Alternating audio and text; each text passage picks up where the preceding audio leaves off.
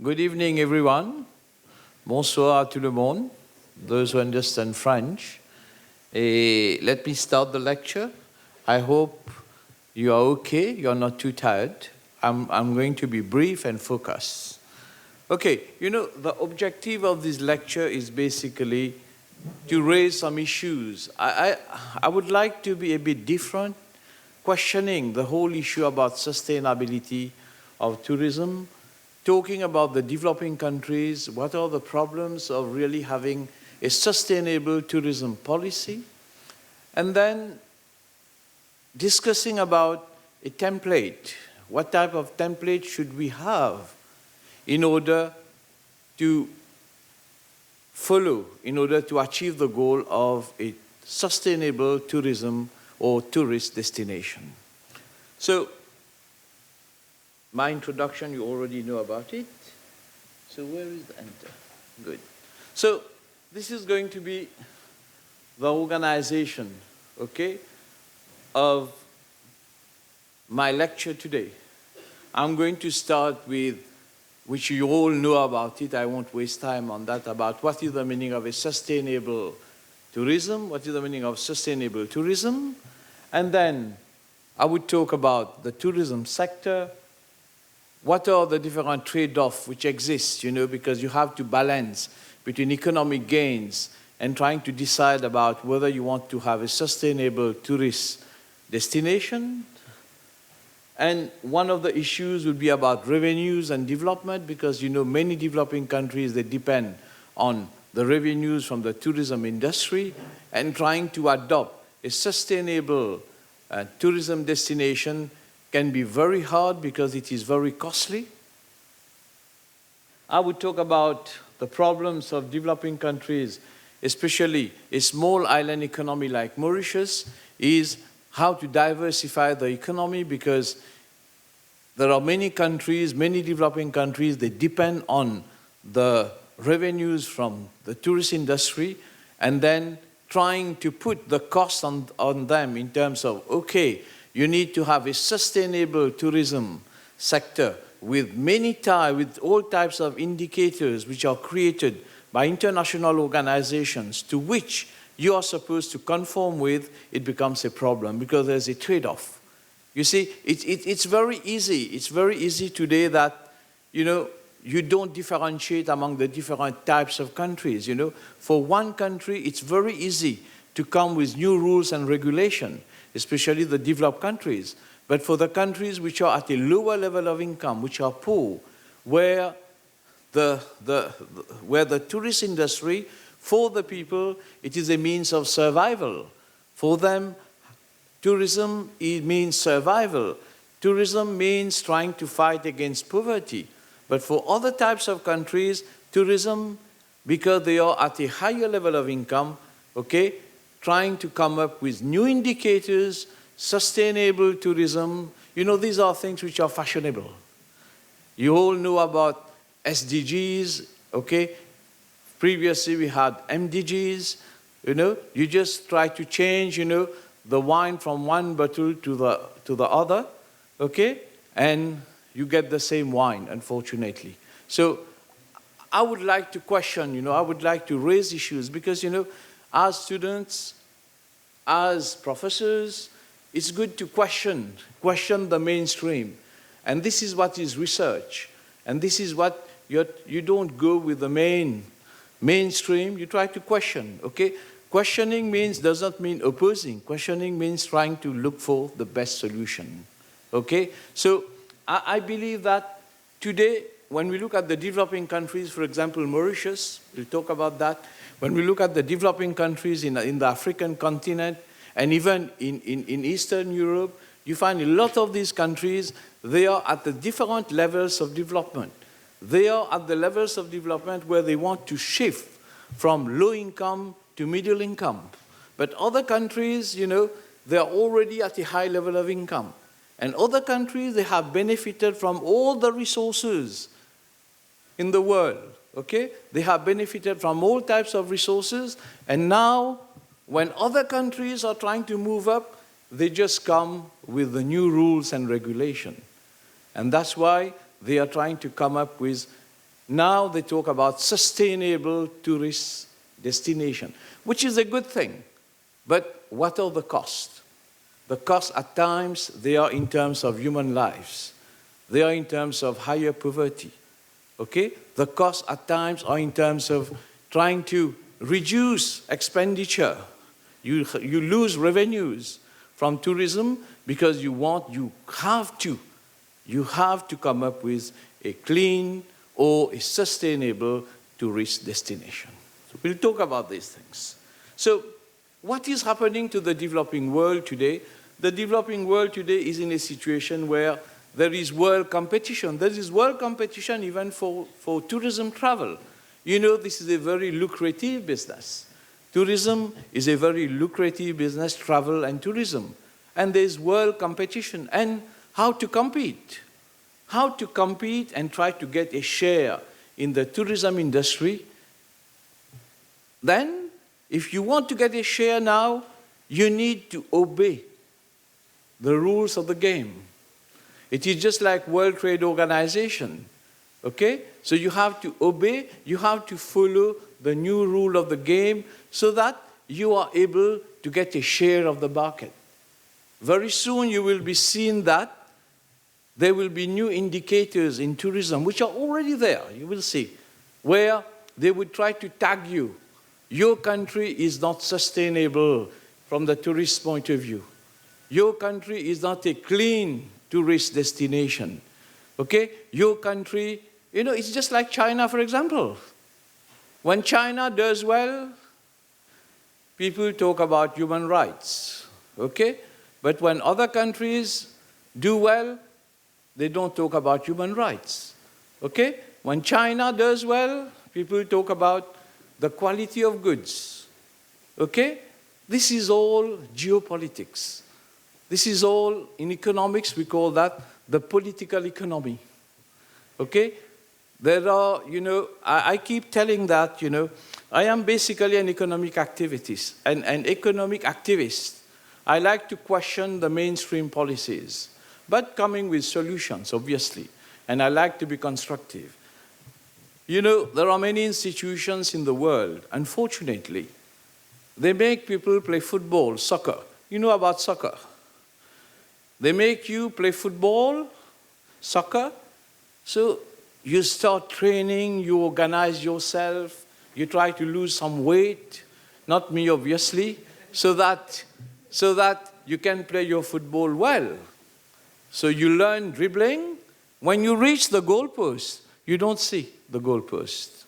And this is what is happening in the whole world. When you reach your destination to score, the rule has been changed.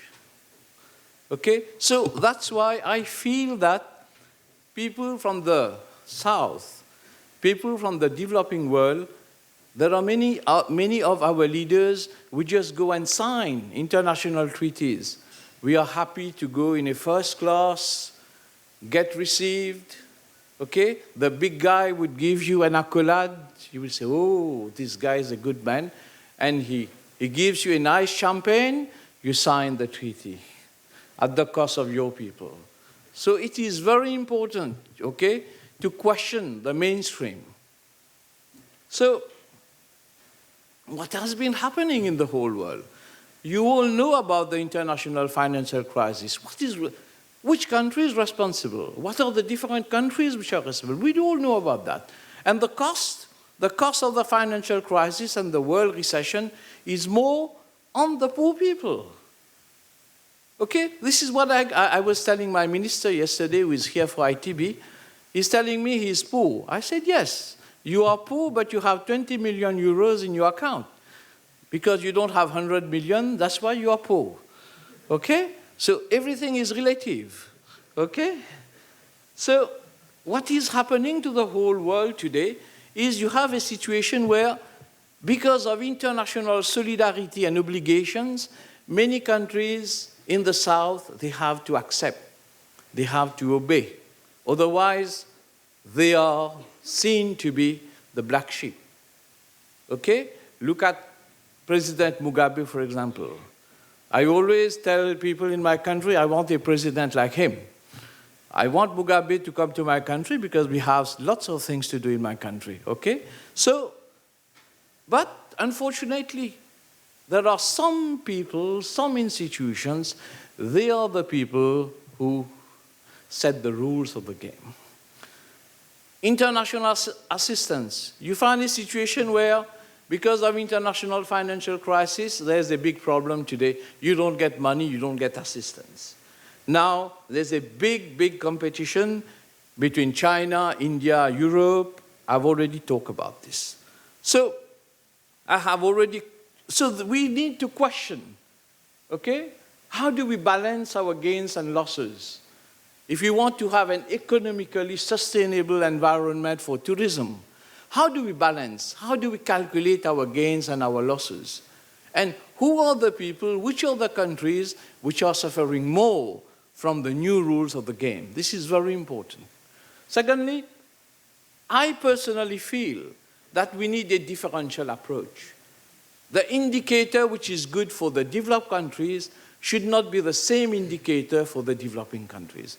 There should be a differential approach for success. Why do you think that the Millennium Goals did not work? The Millennium Goals did not work because we were all trying to do the same policies. It's just like me. I tried to join a gym. I always say that. My wife is after me. She tells me, you know, you have to do something about your weight. I joined a gym. But unfortunately, when I joined the gym, my tutor put me in the same class as very young guys who are 20 years, 18 years old. I tried. I failed. Why? Because the indicator is the same. Okay? There should have been a differential approach towards me. That I am a very old guy, okay? That I should do a different type of exercise, not the same one which the youngsters are doing. You see? So, from this analogy, you should understand that we need to fight, not me, developing countries or countries with lower level of development. Even in Europe, we have people, countries which are at a low level of development, countries which are indebted, like Greece, for example. There need to be a different type of sustainable indicators for tourism. So, Mauritius, you know, it's good that I talk about a small island economy like Mauritius. You see that as all countries, a small island is, we have the resource constraint, the logistics are bad, we are far from the main markets, we are right in the sea, in the Indian Ocean, okay? The business setup is very difficult because you have few people owning everything, okay? Then you have the problem of getting economies of scale. Diversification becomes difficult because you are mainly agricultural. It's difficult to diversify because you have to compete internationally, okay? And then we are vulnerable to the climate change, and this is where tourism, trying to develop a destination, a tourist destination which is sustainable becomes difficult. One, you have to survive, and second, you have to develop a destination which is sustainable. You can see the trade-off. And unfortunately, I always say, you know, when the elephants are fighting, okay, it is only the herbs which is down, which is facing all the costs. This is what is happening. The big giants in the world, they are fighting. Each one is fighting for a position. Each one is fighting to be number one. Okay? Each one is fighting to get the resources from the developing countries. Each one is fighting to find markets, okay, for their radioactivity, to find market for all types of waste, okay? But which are the countries which are suffering? The costs are always on the low income, on the poor countries. So we are highly dependent on exports, okay? A small island economy like Mauritius, for example, we are highly dependent on tourism. We are highly dependent on our exports. We are dependent on Europe, on other countries to export our products. Once there is a crisis, so we are doomed. So my idea is basically, I have borrowed this from something known as, I wrote it here. Okay. At times I don't understand my writing. Yeah. Sustainabletravel.org. Okay? You will get it on the internet, but I've used this template. Okay? And this is one thing that I should tell you as students, as researchers. The first good thing in life and as a researcher is honesty.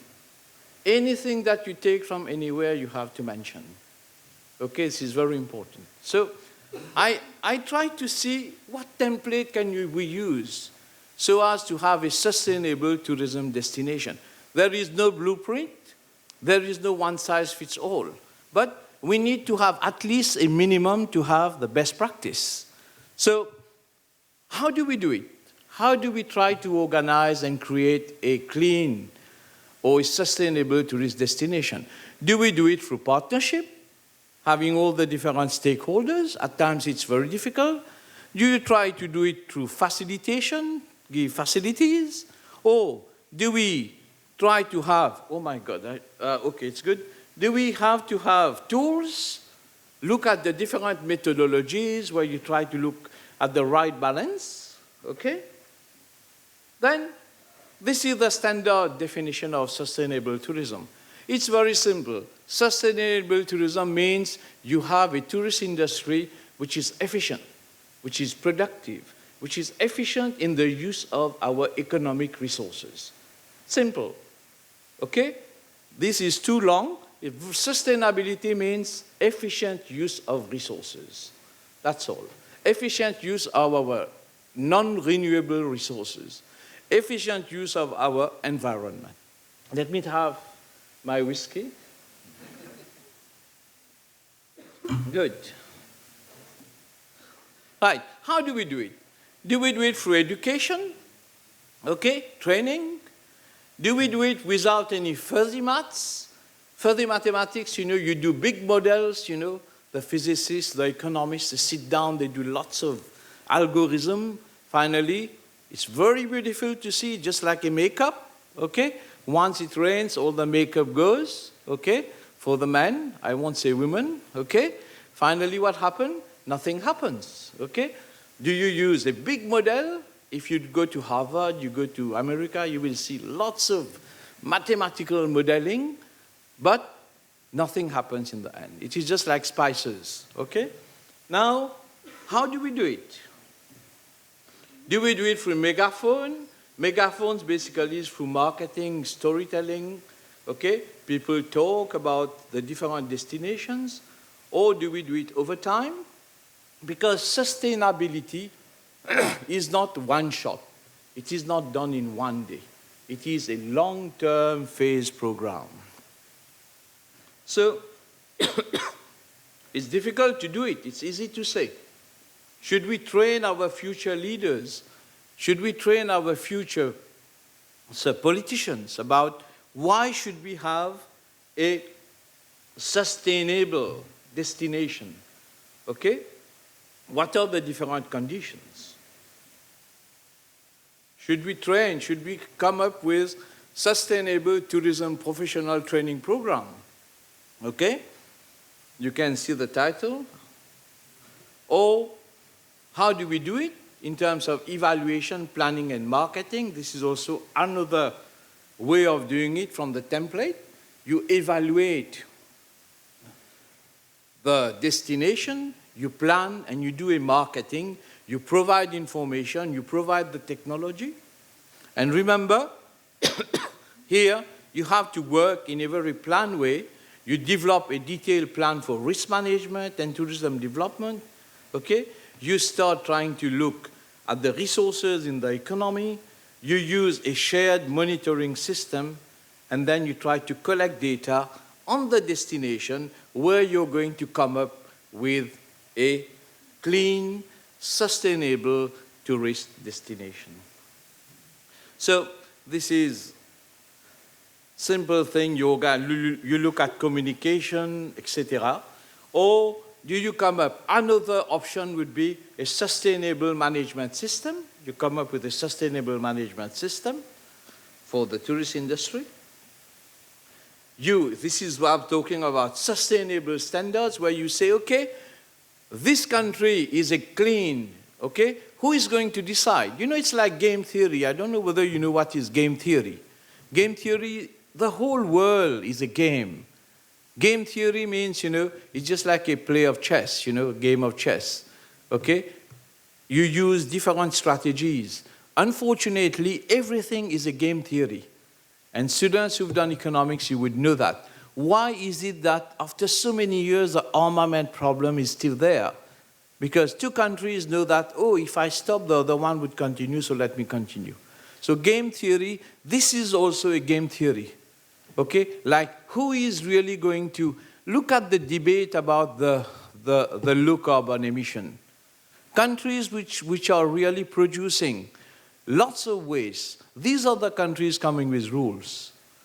Okay? So you have to look at whether the standard that you are having, is the standard sustainable? Okay? You are coming with a standard. You are coming with an index for all the different countries. Okay? Do you know World Bank does that? Index of governance, index of doing business. This is another new animal. Okay? Another new index. Okay? Sustainable. Is a sustainable standard sustainable? This is the question that you should ask. Okay? So these are some, you see, some of the criteria that people are using now.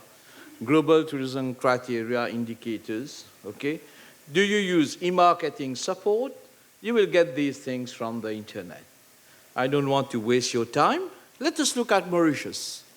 Mauritius, as an ambassador, I should tell you about Mauritius, okay? Mauritius, Mark Twain said that God visited Mauritius first before creating heaven.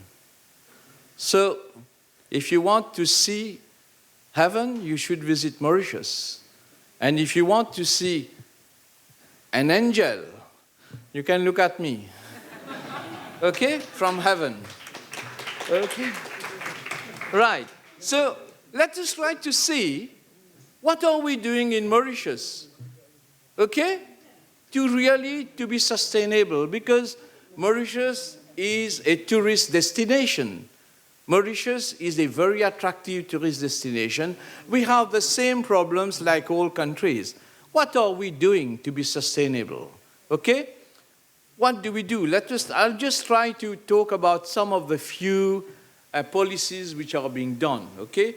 One is, the concrete actions, by the Ministry of Tourism is to come up with low-rise and low-density development. That is, we are trying to say that in Mauritius we should not have skyscrapers. We should have buildings up to 3 stories, up to 4, but no skyscrapers, you see?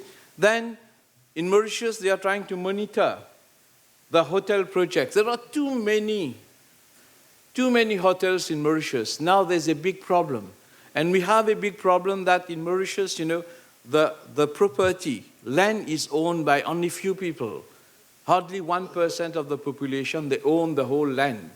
And in a small country, the price of land is very strategic. So they are trying to have, speculation. There are projects known as integrated resort scheme. These are projects, like marina, like high flats, where people from South Africa, they are running away from South Africa, they are coming to Mauritius, and they are in enclaves, okay? We are against that. We Mauritians are against that because finally, we are having a parallel economy. One part of the economy where you have the very rich people like David Cobham, how do you call it, that footballer? Beckham, all these people, they have big, big houses in Mauritius. Big, very expensive one, okay? So you have a parallel economy which is bad, okay? So that's why the government is monitoring the hotel projects. We are trying to protect the fragile marine ecosystem, okay? We are trying to the speed limit zones have been demarcated to protect our lagoon. So to make our, now, pleasure craft permit is being No pleasure craft permit is being issued in high concentration zones because of accident with tourists. We are trying to brief the skippers, people who work on these pleasure craft. Then there are examinations which are taking place. We are using renewable energy-saving devices in the hotel. Okay? Then the hotel projects are being approved, subject to promoters making provision for the use of renewable energy. Okay? Then we are trying to develop our ecotourism, our blue economy. Then we are trying to mitigate the impact of the climate change on the destination. So now we have eco-label for tourist enterprises. We have the Blue Flag program. The Blue Flag is an eco-label for beaches. We are trying to classify our beaches, our marinas, our pleasure craft. We are promoting environmental education and information.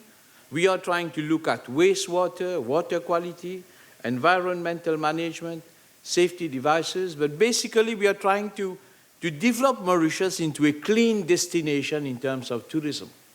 Okay? If you look at the Mauritius perspective, Mauritius has placed a lot of emphasis on how to adapt to the climate change. So these are some of the policies which have been done.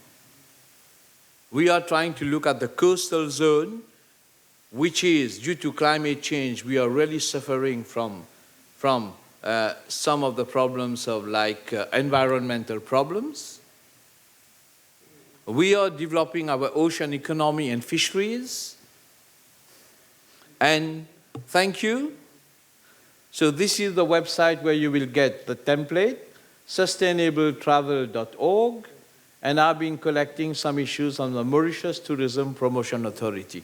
I want to know how much how much time is left for me. We are actually out of time, so Really? we can maybe take one or two questions brief. Okay, this is what I would like to take, because I like questions much more than I get bored lecturing. I like questions. Well, first of all, thank you very much for an excellent lecture. Let's express our gratitude. Yeah. Thank you. And as always, we would like as many voices as possible to be heard. So please don't be shy in case you have Please, questions don't or be comments shy. for the ambassador. We'd welcome that opportunity. And as always, if you can raise your hand and then briefly introduce yourself when posing the question or making the comment. Who would like to go first? Even if it is in French, il n'y a pas de problème, je parle le français. Très bien. Mais l'allemand, je ne comprends pas du tout. So French or English, anything is possible. Yeah, okay, excellent. In the back. Yes, my friend? All right, he was first, and we'll go to the back, and then we'll to the front. Okay. Hi, my name is Joshua Rodriguez, and I'm from the U.S. Ah. So I guess with Yes. with such a big island like Madagascar as your neighbor, which they have, movies, like the penguins from Madagascar and Madagascar 1 and 2. So how does your island, differentiate with such kind of like a country that has so much like name branding, just like Madagascar has? So how does Mauritius kind of... You see, Madagascar is a very, very rich country in terms of resources. Okay? How do we differentiate is only in terms of governance. Madagascar is politically very unstable. That's where the country has lagged behind. But then, if Mauritius is an example of success. Why? Because of institutions. Because in a country where you have good institutions, where you have good governance, at least for some time, okay? If you have 10 years of good governance, the country can grow really well. So we have been lucky so far, okay, that we have been having good governance in Mauritius. And we had, not only that, we had a lot of protected markets, I should say. Safety. Okay? Safety markets, I call them, where we could export our products without paying tax, duty-free. We had a long time where we could sell our sugar to Europe, okay, at a price which is higher than the world market price. So we had our protected markets, which really helped us. But now Mauritius needs to be independent in many ways. This is the difference. Thank you. A final question here, a brief question and a brief response, please. Yeah. I know that you are looking for the French people. Okay. My name is Mr. Emmanuel. I come from Congo, DRC. Okay. Okay, my question is little in French. Comment le gouvernement mauricien est arrivé à mettre une politique aussi dynamique comme ça en termes de tourisme? Comment il est arrivé à mettre cette politique, cette dynamique de politique? Vous savez, le... Yeah, so. You understand English? Yes, I understand English. Pas de problème, okay? So, you see... The question I'll just translate briefly. He was asking how was it possible that there could be such a dynamic strategy and policy for Mauritius in terms of tourism? How did that come about? Was the question, please. I should be very honest about you that the strategy, we've had a very good strategy because it is governance. Governance, governance, governance. We have the right institution, we've had the right minister, we've had people who are environmentally very concerned, okay? And then, because of our links, you know, everything is historical. Mauritius, you should know that there is no Mauritian as such. It's just like America. Even America, you had these Red Indians, which I know. But in Mauritius, there was no one. There was only the dodos in Mauritius. That also, they were eaten by the Dutch. We don't have any dodo now. So, Mauritius is a country, it's a country of refugees, it is a country of immigrants, I should say that. Okay? First of all, we had, first the Dutch came, the Portuguese came, they left. The French came, that's why I speak French. They came, they stayed over for quite some time, and then the British came, okay, in 1810, and then the British took over the country. That's why we are a member of the Commonwealth, okay? And we are bilingual. And in Mauritius, we had the French-speaking, that is the Franco-Mauritians. These people started the sugar industry, sugarcane plantation. At that time, they went to Africa, they went to Mozambique, they went to Africa to get slaves, to work in their sugarcane fields. Okay? And then, with the abolition of slavery, they went to India to get indentured labor, people like my forefathers. Okay? They came to Mauritius to work in the sugarcane fields because the slaves, you know, they did not want to. They had enough of it. So they just wanted to move to manual work. Okay? It's all historical. And then Chinese came as businessmen. Okay? And this is Mauritius, okay? Mauritius is just a multicultural country where you have all types of people. And one success of our tourism industry is the link, the historical relationship. We have a very close historical relationship with France, with Britain, okay? With the African continent, with China. And these are the people who are basically our captive markets for tourists. Now we are developing other markets. In terms of the German market, many Germans are going to Mauritius now, okay? We are trying to capture other markets in terms of the Eastern Europe, Japan, which is not historically linked, but because Mauritius is a clean, it is a good destination, I may say, many tourists are coming to Mauritius. C'est ça la raison. So, ladies and gentlemen, please join me in expressing our sincere gratitude to His Excellency Ambassador Jankee for an excellent lecture. Thank you very much.